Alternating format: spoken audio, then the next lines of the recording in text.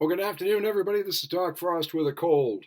With a cold. Life is over as I know it. I'm horrible with a cold.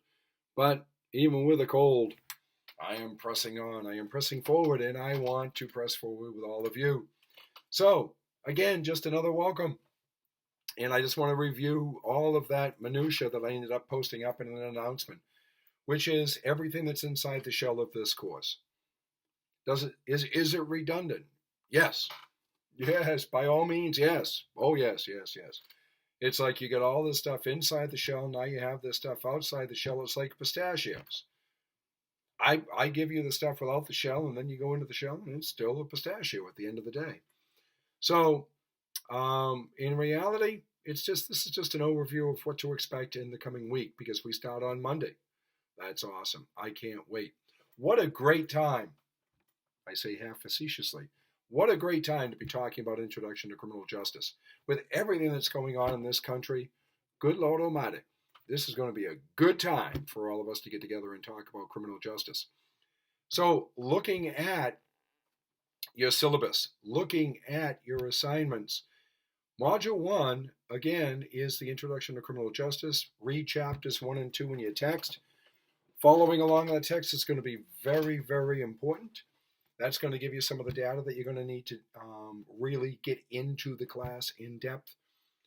And the learning objectives are what they are. Explore the purpose and interactions of the three branches of the criminal justice system. I'm teaching 2 sections of Introduction to Criminal Justice at a different university. And, I asked all the students in each one of the classes, I said, under which branch do you think law enforcement falls? And of course, everybody immediately went to the judicial. And I said, no. You have 3: executive, legislative, judicial. Law enforcement falls under the executive branch. Use that for trivia sometime. Okay, you're going to get something from that. Identify issues within any given branch of the criminal justice system. Examine the arrest, pretrial, trial, and sentencing stage of the criminal justice system to determine reasons why an offender is entered into or excluded from the system.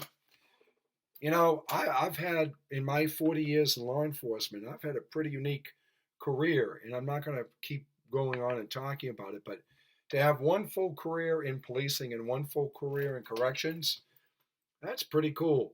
That's pretty cool. First I chased all the bad guys, then what I did was I ended up managing all the bad guys, alleged bad guys, and women, inside of correctional institutions. I never thought when I was a police officer that I would be doing that. So when you look at it, you've got in the module overview, there's a lot of material. There's a lot of stuff to read when it talks about the criminal justice system and the different aspects of the criminal justice system. So what's my message? Make sure you get into the shell. Make sure that you understand the shell. And then on section 1.1 discussion, 3 branches of the criminal justice system, you're going to review the flow chart on page 10 in the e-text. And again, the chart shows the various paths a person can travel once they enter into the system. So what you're going to do is you're going to go through and you're going to answer all of these questions. Okay? So you got law enforcement, courts, and corrections. I was a prosecutor in the courts. I was in corrections, and I was certainly in frontline law enforcement. Great diverse career to talk about each one of these. So what is each branch responsible for? How do they interact with each other? Explain how each of these pieces of the system work to complement the others. What would happen if one branch of the system were broken, and describe how the malfunction of one criminal justice system branch would affect the operation of the other 2 branches. What I would do is, for my own edification and my own reading style, my own reading preference, is that if you take every one of these topics, every one of these questions, and you create a header in your paper, okay? So the first one is, what is each branch responsible for? Header, paragraph or 2. Next header, how do they interact with each other? Paragraph or 2. Explain how each of these pieces of the system work to complement the others. Another header, answer the question. So they all become headers or questions to answer. Answer the question, move on to the next question. Because remember, you're going to be reading, allegedly, you're going to be reading everybody's response to what they're going to be posting, as I am. So what I want you to do is I want you to have it in a clean, calculable way so that it makes it easy. So you're not going throughout somebody's post trying to find the answers to these particular points. They're right there. You can have the question, you can have it, bold, answer it. Next question, bold, answer it, however you want to structure it. Excuse me. In responding to your peers' post, do you think one part of the system is more important than the other? Is it possible for one part of the system to change without influencing the others? Look at the rubric.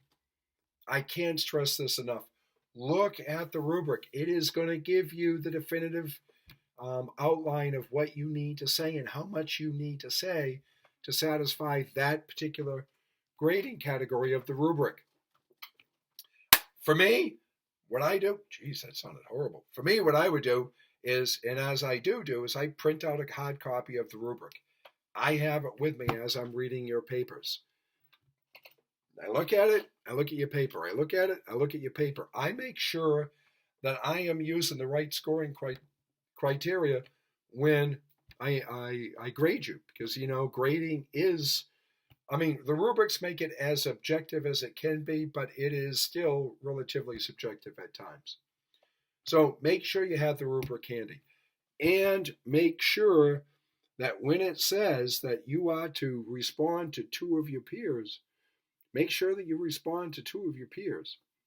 I can't tell you how many people did a fantastic posting. Great, thoughtful, answered everything that was necessary, and then just didn't respond to their peers. You'll see inside the rubric that there is a whole separate category for responding to peers. And if I just see that you posted with 0 response to peers, you're going to get a 0 for that category. That can take you from an A to a C, just like that. Okay, so make sure that you respond and respond well to your peers. 1.2, section 1.2, the project. Make sure that you look at the final document that's going to give you the overview. So your investigation will be 4 to 5 pages or approximately 10 to 15 slides. So look at the finalists. This is like Stephen Covey, the 7 successful habits of highly effective people. One of them is begin with the end in mind. Print this out. Have this with you. Stick it to your forehead. Have it committed to memory. This is going to be an extremely important part of your grading variable. So again, begin with the end in mind. What you want to do is you want to fill in the blanks over the course of these next 8 weeks. So when you get to the last assignment, it's pretty much already done. You've already done the work. All you have to do is just import it from all of the other assignments that you've done or all the other sourcing that you've already done, and you're done. An angel's sing, and it's a beautiful thing. It will be a wonderful celebration for all of us. We'll dance. And make sure that you look at that. That is going to be extremely important. There are 7 pages. Good Lord Almighty. There is 7 pages of explanation that go along with your final assignment. Make sure that you know that, and you know that relatively well. So, again, my phone number, 603-944-5404. 603-944-5404. If you have a question, you do not have to wait till next Monday to contact me. Contact me anytime. Literally, I say this and I mean this because of my life's history of being a boss and getting woken up at 2 o'clock in the morning. I would prefer it that you not call me at 2 o'clock Eastern Standard Time in the morning, if at all avoidable. But if stuff happens and you need to talk, call me. I am available to you. I work for you. You are the consumer. We are entering into this partnership where we are co-educating each other. You're going to educate me. I'm going to educate you. And at the end of the day, like I said, choirs of angels are going to sing, and it's going to be totally awesome. You're going to love it. You're going to dig it. When you look at the announcement section, just go through the first items. I think there's 6 or maybe even 8 of them. I'm looking here very quickly. There's 6. Look at those 6 bullet points, okay? And read them, commit them to memory, and know that I am here for you.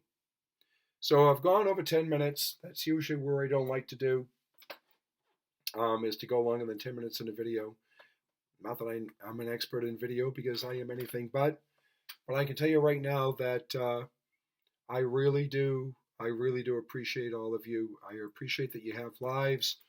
And if you have stuff that's going on in your life, remember the good doctor is also a trained clinician. I've been counseling cops and correctional officers since mid-90s. So if you have something, if you have an issue, we can get you resources. Make sure you look at the resources that are available to you through Southern New Hampshire. Life happens. Life happens a lot, particularly post-COVID. And I can't say post-COVID, during COVID. This is where we are. So this is Doc Frost saying welcome. I appreciate you. I care about you. We're going to have fun. Let's remember that. We can have fun together. And I will be talking to you soon. My intent is to use this sort of format as often as I can, along with all the other stuff that I have to put into the announcements.